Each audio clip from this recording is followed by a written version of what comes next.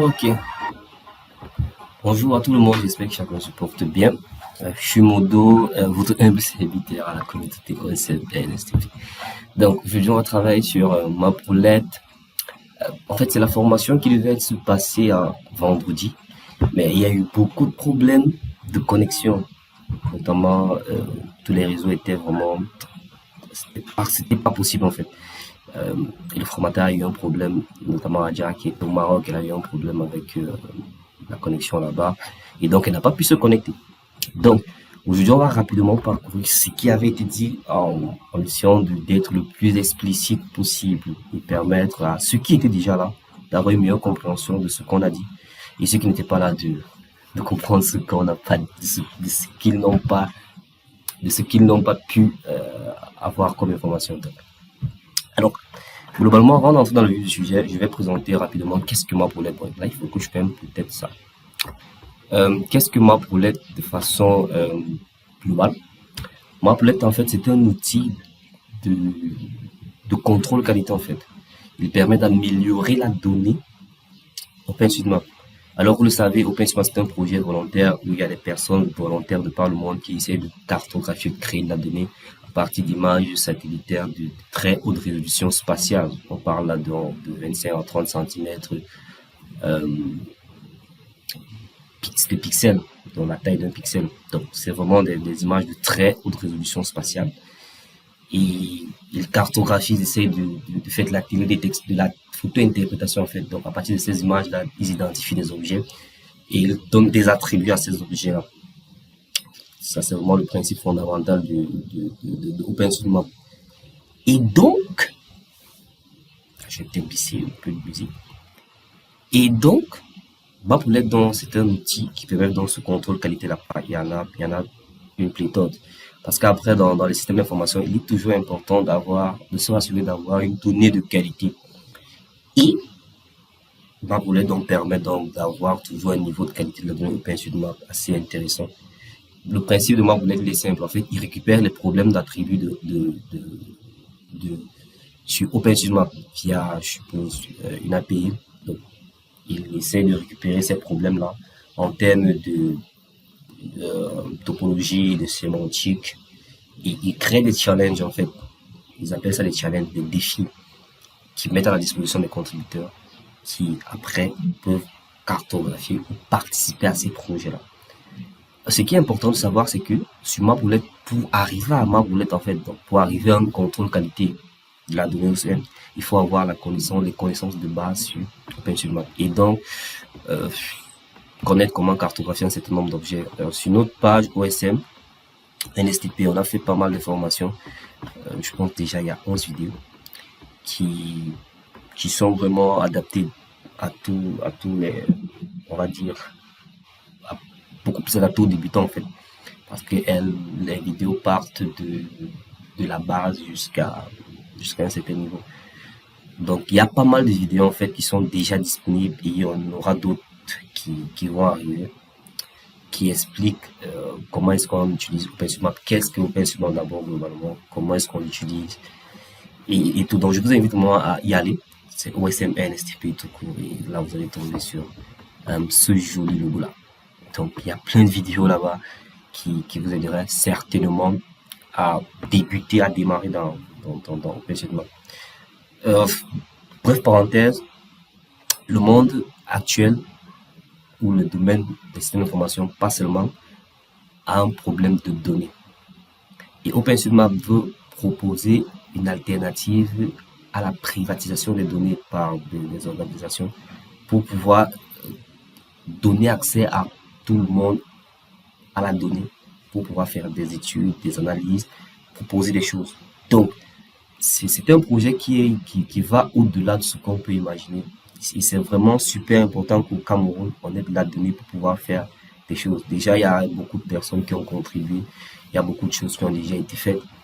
Et il y a beaucoup de choses à faire encore. Donc, je vous invite vraiment à vous y intéresser, en fait. Vraiment vous y intéresser. Donc, ça, c'était une parenthèse. Ok, donc, ok, on va peut-être rentrer dans ma boulette. Donc, pour aller dans ma boulette, vous tapez juste ma boulette.org Et vous allez arriver sur une page, pas comme ceci. Là, je suis pas sûr, je suis connecté, je me déconnecter. Vous allez arriver certainement sur une page comme ceci, ou on va vous demander de vous connecter. Donc, il vous faudra avoir un compte OpenStreetMap pour vous connecter à Maplet. Parce que les deux sont liés. Donc, toutes les contributions que vous faites sur Maplet doivent être en lien avec votre compte OpenStreetMap et donc aller sur la page OpenStreetMap pour faire la mise à jour de la base de données OpenStreetMap. Et donc, il vous faut avoir un compte. Pour créer un compte, c'est super facile. Il y a une vidéo qu'on a eu à faire sur ça, qui vous montre comment créer un compte et comment le connecter même d'ailleurs à Maplet. Donc, vous allez juste là, initiation, contrôle qualité des données sur Maplet. Vous allez avoir beaucoup d'informations. Ou alors, comment créer un compte, une installation de GSM et création d'un compte sur Maplet. Donc, les vidéos sont disponibles à ce niveau. Alors, moi, j'ai déjà un compte, je vais juste me connecter. Il va juste vous demander votre adresse mail et votre mot de passe. Donc, moi, j'ai demandé à ceux qui se souviennent de mon adresse mail, parce que je suis dans mon laptop. Ça. Alors, voici comment ma boîte de façon se présente. Il y a un tableau qui vous donne vos statistiques là, vos projets et tout, vos contributions, voilà. Vous pouvez cliquer ici là pour trouver un défi. Donc, vous pouvez trier la recherche par l'ancienneté, le pourcentage d'actes complétés, les tâches restantes. Vous pouvez faire un tri par thématique. Donc, vous décidez de travailler sur les routes, l'eau, le point de terrain, les bâtiments, l'occupation du sol, le transit. Vous pouvez faire un filtre par difficulté, normal, expert, facile. Parce que moi, pour être considère que les défis en fonction du type d'objet est adapté adapté aux personnes débutantes ou alors est facile. Donc pour les personnes débutantes, est normal pour les personnes intermédiaires et expert pour les personnes expérimentées dans l'open data. Où vous pouvez croiser toutes ces informations. Donc je peux décider d'avoir des projets faciles sur la thématique. Il va vous sortir ça ici. Donc, ou encore, vous pouvez décider de faire par classement. Bon, moi, j'ai jamais utilisé ça, donc je sais pas trop comment ça se passe. Ou vous pouvez faire une recherche. Dans notre cas, on va faire la recherche sur le Cameroun. Donc, on recherche tous les défis, les projets qui ont été créés sur le Cameroun. Ici, vous avez une sorte de classement qui vous donne le classement mondial des personnes qui contribuent sur OpenStreetMap, sur Maplet autant pour moi. Oui, sur Maplet. Et voilà. Donc, ici, vous avez la possibilité d'apprendre à utiliser Maplet. Et c'est ça qui est peut-être intéressant aussi, parce que ça vous donne la capacité de vraiment apprendre sur Maplet, comment est-ce qu'on édite sur Maplet, comment est-ce qu'on crée peut-être des défis, quels sont les éditeurs sur Maplet, les modifications par mail, bref, vraiment beaucoup d'informations. Je vous invite vraiment à venir ici pour vraiment vous outiller davantage sur Maplet. Vous avez le blog où il y a un certain nombre d'informations en lien avec Maplet, en lien avec la communauté OSM globale, en lien avec la documentation, les différentes innovations ou améliorations en termes d'application d'API et tout, qui sont en lien avec OSM ou Maplet. Donc, ici, vous avez, si vous voulez faire un nom, là, vous avez le nombre de points. Le nombre de points est équivalent en fonction du nombre de défis ou d'objets que vous avez cartographiés sur Maplet. Là, vous avez votre nom et un certain nombre de trucs. On va dire ça comme ça, en lien avec votre profil. Donc, nous, on va revenir à trouver un défi et on va aller au Cameroun. Donc, Cameroun, pourquoi? Parce que la communauté OSM s'est engagée en fait cette année à participer à améliorer la qualité des données au Cameroun. On a beaucoup de données, mais on a également des données qui ont des problèmes. Et on voudra améliorer vraiment la qualité des données qui se trouvent au niveau du Cameroun. Donc, raison pour laquelle on est orienté Cameroun d'abord, mais avec des activités qui nous permettent de collaborer avec d'autres organisations telles que on a l'activité Map World Challenge, qui est une activité qui permet chaque mois en fait de se connecter avec une organisation et de travailler sur les projets de cette organisation-là. Et ça permet une sorte de collaboration entre OSM et NSTP et le monde de la donnée libre. Voilà, il y a les projets qui sont au Cameroun. Actuellement, il y en a deux. Réparer les intersections et réparer les objets sans tag. Donc ici, on va aller à réparer les objets sans tag. Je clique là. Il y a une fenêtre qui va s'afficher. Ici, j'ai le titre à ma droite. Problème avec la box. Donc ici, j'ai le titre du projet.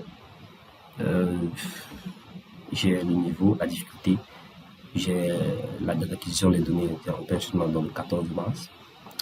Si je peux avoir un classement dans les personnes qui ont déjà contribué sur le map Roulette, euh,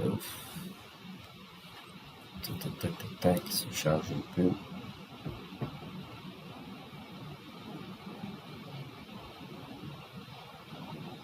Tac, tac, tac.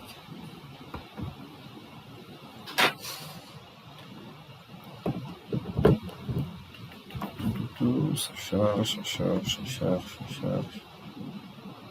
Ah, j'espère que la connexion ne va pas encore faire les siennes aujourd'hui. Ok. Donc, là, vous avez les personnes qui ont déjà contribué. Il y a Armand, il y a Momodo, il y a Farik, qui est un membre également de la communauté OSMN vice-président, je pense d'ailleurs.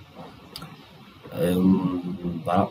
Et vous avez la- le but du défi en fait. Donc, il vous dit un peu qu'est-ce qu'on attend des contributeurs ou alors qu'est-ce qui est attendu à travers ce défi. Il faut également le lire.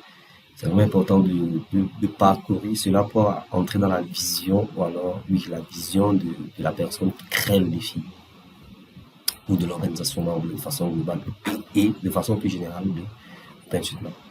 Ici, vous avez une sorte d'espace de suivi du projet qui vous donne le pourcentage d'avancement du projet, le pourcentage de tâches qui restent à faire. Donc, on avait 3097 tâches qui n'avaient pas de tag ou d'attribut. Alors, pour le petit rappel, la donnée, l'information géospatiale ou géographique a deux principales axes ou alors catégories. Il y a l'axe spatial où on a la position de l'objet qui est généralement matérialisée par ou alors représentée par les coordonnées, soit en latitude, longitude, hauteur autométrique ou hauteur ellipsoïdale, soit en isti-nord-nord, hauteur autométrique ou hauteur ellipsoïdale.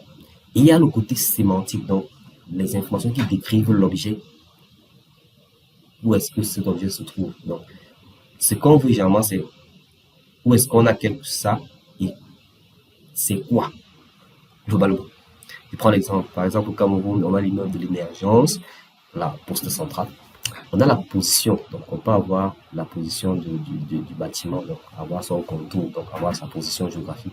Et avoir un certain nombre d'informations, genre, il y a peut-être 14 niveaux, il y a 4-5 ministères qui sont habités dans ce bâtiment. Il y a un ascenseur dans ce bâtiment, il y a la capacité pour les personnes à mobilité réduite d'y entrer, il y a une fontaine à l'entrée, il y a tel. Donc ça, ce sont les informations qui décrivent le bâtiment à côté de sa position. Donc ici, ma problème dit que il y a des objets qui ont la position, mais qui n'ont pas d'attributs sémantiques, qui n'ont pas les éléments qui permettent de les décrire. Comme je disais, OpenStreetMap, c'est de la photo d'interprétation. Donc, à partir d'une image satellitaire, ou d'une image, ou d'une tuile d'image, on parvient à, premièrement, identifier un type d'objet, donc en lui donnant sa position et lui donner un attribut en disant ce qu'il y a à ce niveau. Donc, c'est le but de ce projet. Et là, on vous donne un peu les statistiques, on vous donne le temps moyen par tâche, 30 secondes. Pour commencer, je clique sur commencer. Je clique sur commencer. Donc, je vais peut-être recharger la page.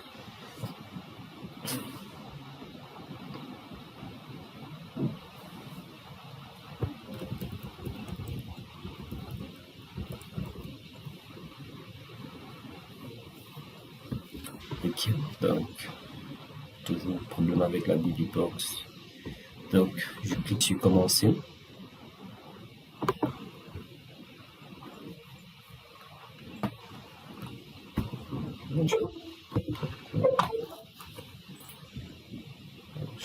Ok. Donc, là, il m'ouvre cette interface-là. Ici à droite, j'ai la BBbox qui est un espace géographique dynamique qui me donne on va dire quoi, la position de l'objet qui cause le problème. Et ici, j'ai les instructions, donc, euh, comment je dois travailler sur ID. C'est une sorte de petit tutoriel, en fait, qui m'explique comment travailler sur ID. Donc, je pense que par défaut, ça vient en anglais comme ça, hein. Et moi, bon, je change en français. On peut rester toujours en anglais. Et ici, vous avez, en fait, c'est ici là que vous allez faire le plus gros de votre travail, en fait. Premièrement, dans ID, lorsque vous êtes ici, il vous faut choisir l'éditeur sur lequel vous allez travailler. Il y a les principaux éditeurs, les éditeurs les plus utilisés dans le projet Open Source Map. Il y a ID Editor et JSM. Là, l'une des principales différences entre ces deux éditeurs, c'est que ID est un éditeur en ligne, il nécessite pas une installation sur votre machine en local. Donc, vous pouvez juste choisir et vous lancer à ID, puis il va ouvrir une autre fenêtre à côté et vous cartographier. Mais ici, dans ce cas, on va utiliser GSM. Donc, on a déjà installé un logiciel sur notre machine, on va travailler avec ce logiciel. Donc, si vous n'avez pas encore joué GSM, je vous conseille d'aller sur notre page. Il y a une vidéo prise en main de GSM, les cartographies des bâtiments, qui va vous donner vraiment comment est-ce qu'on télécharge GSM, comment est-ce qu'on le configure de la première fois, en ayant créé un compte, bien sûr, tout et tout. Et là, vous l'aurez installé sur votre machine. Donc, moi, je vais choisir GSM. Après avoir choisi l'éditeur, prend plus de temps.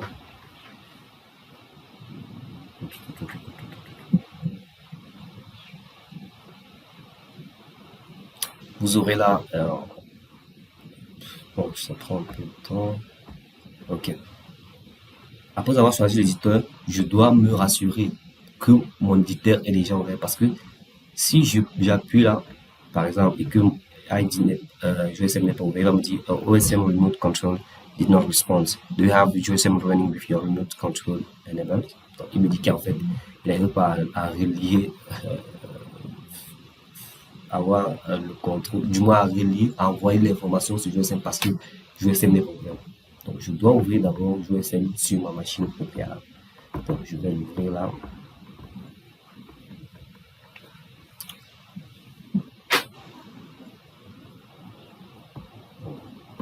Mise à jour.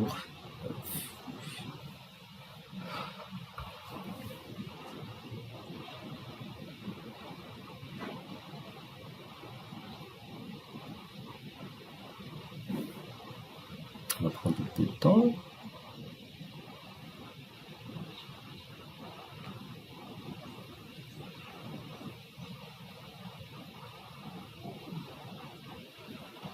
Ok, donc là, lui, il est ouvert. Donc, là, je peux déjà cliquer là. Il va l'ouvrir directement ici. Et il va charger l'espace où mon problème se trouve. Donc là, il le charge là. Et comme on connaît bien sur GSM, après, c'est la photo d'intégration dont je dois avoir l'image en arrière-plan qui me permet d'identifier, qui me permettra d'identifier et de donner un attribut à l'objet. Là, mon problème, c'est celui-ci.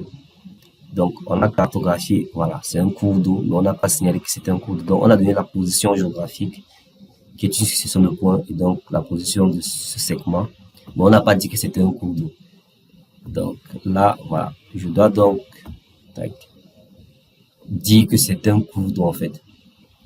Là, c'est un peu compliqué. Pour ceux qui n'ont pas encore fait les cours, ça sera compliqué parce qu'il faudra il faudra ouvrir d'autres imageries pour non seulement avoir le sens d'écoulement en fonction des courbes de niveau. Là, je vois que je suis à 650. Ici, je suis à 600. Donc, il semblerait qu'il descende comme ça parce que bon, du coup, l'eau s'écoule du haut vers les bas-fonds. Donc, je vais mettre ceci en... Voilà, il y a sa direction là. Voilà, il descend. Donc, je vais donner cours d'eau. Mais si vous ne connaissez pas, je vais vous montrer. Je vais donner cette... peut-être en stream. Voilà, il descend comme ça. Voilà. Et là, je peux maintenant dire que c'est correct. Ici, il y a un autre problème, c'est une route abandonnée. Donc là, je peux dire que c'est correct et j'envoie. Mais si vous ne connaissez pas comment cartographier les cours d'eau, ne faites rien ici. Revenez sur ma boulette et dites skip. Il va vous balancer à une autre tâche. Mais donc, là, vous n'aurez pas endommagé la base de données OSM. Vous n'aurez rien fait, en fait. Parce que ça ne sert à rien de faire quelque chose alors que vous n'êtes pas sûr de ça. Vous faites plus de mal que de bien, on va dire ça comme ça. Donc, si vous n'êtes pas sûr, ou alors si vous ne connaissez pas cartographier les cours d'eau, non, ne faites rien là. Laissez comme ça s'est ouvert là. Et vous faites skip. Déjà, à partir de cela, vous savez que ce sera peut-être un cours d'eau qui sera demandé, qui nécessitera une mise à jour, un contrôle qualité. Vous pouvez directement, sans ouvrir dans GSM 10 skip, que je ne veux pas ça. Donne-moi un autre type d'objet en fonction de vos compétences. Mais si vous savez cartographier les cours d'eau, vous faites. Donc, moi ici, je connais un peu, pas beaucoup. Donc, je vais laisser là, je vais peut-être laisser ça comme ça. Je vais faire un cycle là. Ok, quelque chose comme ça. Et ça m'a l'air de venir comme ça. Donc, ça m'a l'air de venir plutôt comme ça. Donc, de façon logique, le cours aussi vient comme ça. Tac. Puis il y a un petit truc qui vient là. Donc là, j'envoie. Et il me dit cours d'eau s'arrête sans connexion avec un autre cours d'eau. Le sens d'écoulement est improbable. Voilà. Effectivement. Parce que je vois qu'il y a un peu d'eau qui vient là. En principe, l'eau, je devrais possiblement continuer quelque part comme. Il devrait continuer à s'écouler quelque part comme ceci. Oui, comme ceci. Bon, moi, je ne veux pas continuer là, ça m'intéresse pas pour le moment. C'est pas ça le but de ce challenge. Tranquillement, je peux envoyer sans trop de problème. Et là, ici, ça c'est le commentaire par défaut en fait de ma poulette. Vous le laissez et vous pouvez juste ajouter un hashtag euh, pour mettre OSML STP. Alors le hashtag c'est à quoi? En fait, on peut l'utiliser pour peut-être ressortir les contributions faites avec en lien avec OSM STP pour faire un contrôle qualité ou alors pour évaluer le nombre de contributions de OSM. Donc, généralement, c'est intéressant. Donc, je vous conseillerais de mettre ce hashtag sur ce projet et puis vous envoyez. Ok, lorsque vous avez envoyé, la seconde étape après avoir fait ça, en fait, là, vous avez juste fait la mise à jour de la base de données OpenStreetMap en faisant ce qu'on appelle le versionning. Je vais pas expliquer ça en détail, mais normalement, ce que OSM fait, c'est il crée des versions au niveau des objets. Donc, par exemple, l'objet s'il avait une première version sur OSM avec des informations sur la personne qui a contribué, la date à laquelle la personne a contribué, l'image que la personne a utilisée, un certain nombre d'informations. Cette fois-ci, lorsque je fais ça, j'envoie une autre information à OSM disant que le même objet, c'est moi qui l'ai changé, voilà les modifications que j'ai eu à apporter. Et ça va donner une version N plus 1 à la version qui était là d'abord avant. Et c'est la version N plus 1 qui est la version actuelle que OSM considère. Donc c'est globalement ça ce qui se passe à la date où j'ai modifié bien sûr. Donc après avoir fait ça, je dois rentrer sur ma poulette pour dire j'ai fixé la tâche. Là j'ai vraiment fixé, mais si j'étais arrivé et que la tâche avait déjà été fixée, je devais juste dire que bon, la tâche a déjà été fixée, je vais mettre already fixed. Mais là j'ai fixé, donc je vais cliquer sur I fix it.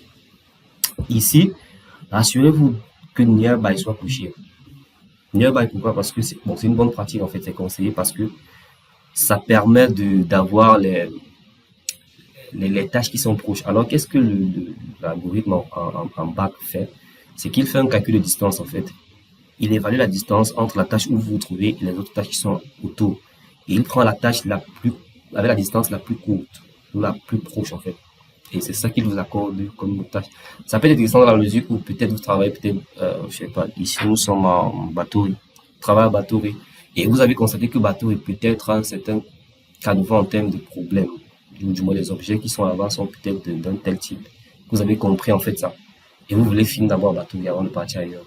Donc, vous voulez toujours travailler à Batouri. Donc, les conseils de mettre nearby. Random, par contre, dans les tâches aléatoires. Donc, vous avez travaillé à Batouri, la prochaine tâche sera à Marois, la prochaine tâche pourrait être revenir à Batouri, la prochaine tâche pourrait partir à Yaoundé, la tâche suivante à l'Est, ainsi de suite. Donc, c'est vraiment, comme on dit, aléatoire. Donc, je vous conseillerais de mettre nearby et après de submit.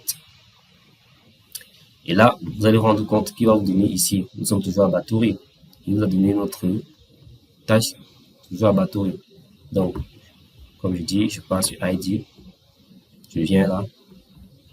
Voilà. Ici, vous vous rendez compte que si je reviens ici, voilà, je me rends compte que j'ai un objet ici. Peut-être si je bouge là pour mieux l'identifier. Bon, je ne le vois pas. Voilà, vous voyez qu'en fait ici, je n'ai pas, à prime abord, j'ai pas de problème. Parce que là, oui, ils ont mis en relation en fait. Donc, en réalité, j'ai pas de problème ici. Donc, il me dit que c'est un problème, mais il faut que je vérifie d'abord quand même.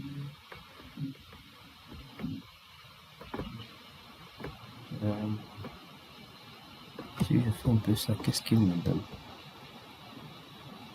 Je ne vais pas supprimer. Donc, ici, en principe, je pense qu'il n'y a pas de problème. Mais là, lui m'a dit qu'il avait un problème. Ou alors, la personne a déjà fixé le problème. Donc, vu que je n'ai rien fait, je laisse là. Je repars sur ma problème, je dis que ça a déjà été fixé. Et je submit, tout simplement. Ça a déjà été submit. Je viens donc, la prochaine tâche, je dis ID, je lance sur GSM. Et ici, je zoome, je me rends compte que il y a effectivement un bâtiment qui n'a pas d'attribut, mais le bâtiment ne se trouve pas là. Le bâtiment se trouve plutôt ici. Donc, je vais décaler ce bâtiment ici. Je vais essayer d'ajuster d'abord la géométrie.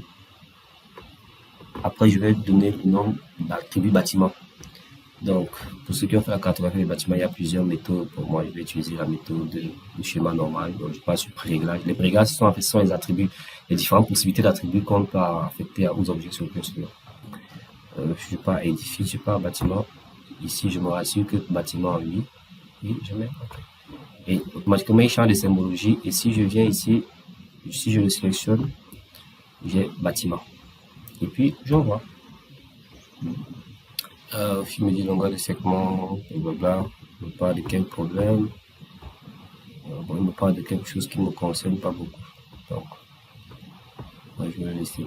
Là, ça ne me concerne pas. J'envoie. Et je viens mettre mon hashtag OSM-NSTP. Et je mets envoyer. Lorsque j'envoie, je viens, je dis j'ai fixé. Et ainsi de suite. C'est comme ça que ça se passe. Si vous pensez que vous n'avez pas les compétences, par exemple, là, je pense que ça sera probablement une route. Éditer une OSM, je rejoins SM et je zoome. Je me rends compte que ici,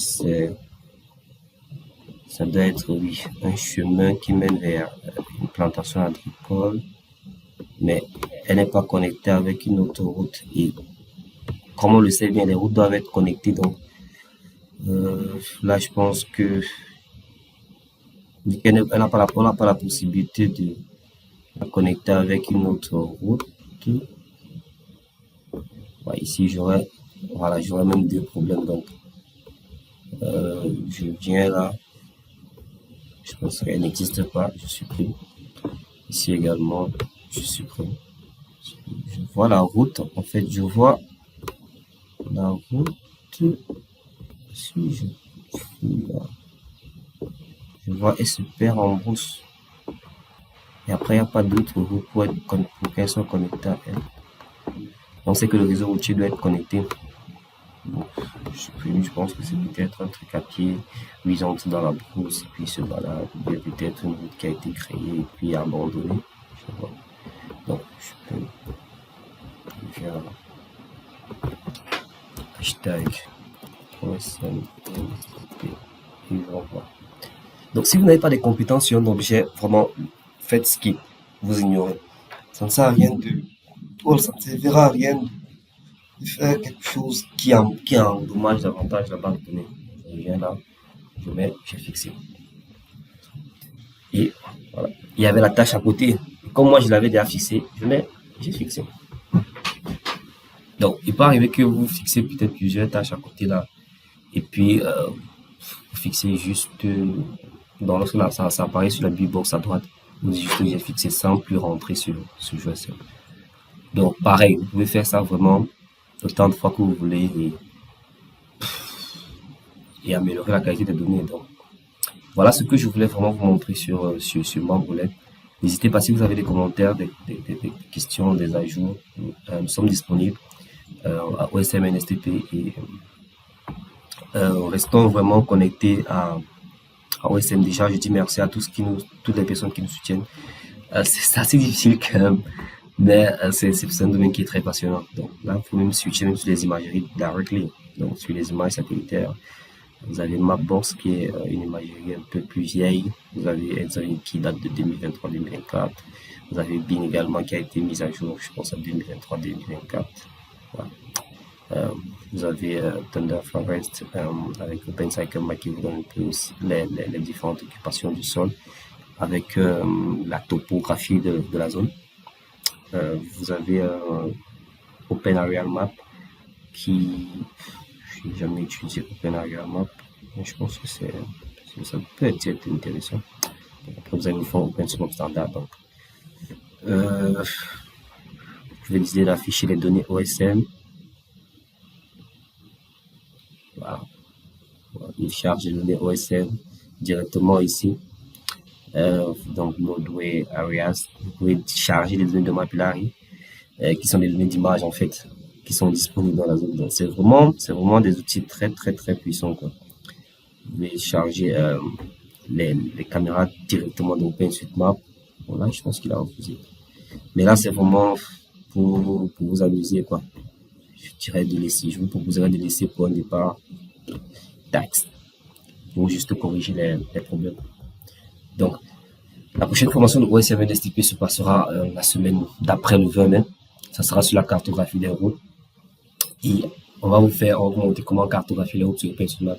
Et il y aura, comme d'habitude, à l'accoutumée, une analyse qui sera faite avec les données de route. Donc, restez connectés et merci vraiment, merci, vraiment merci. Thank you for your support. For us, it's very, very important to have your support and just stay connected on the OSM NSTP activity and continues to more get involved in our young community. So, thank you, merci et merci.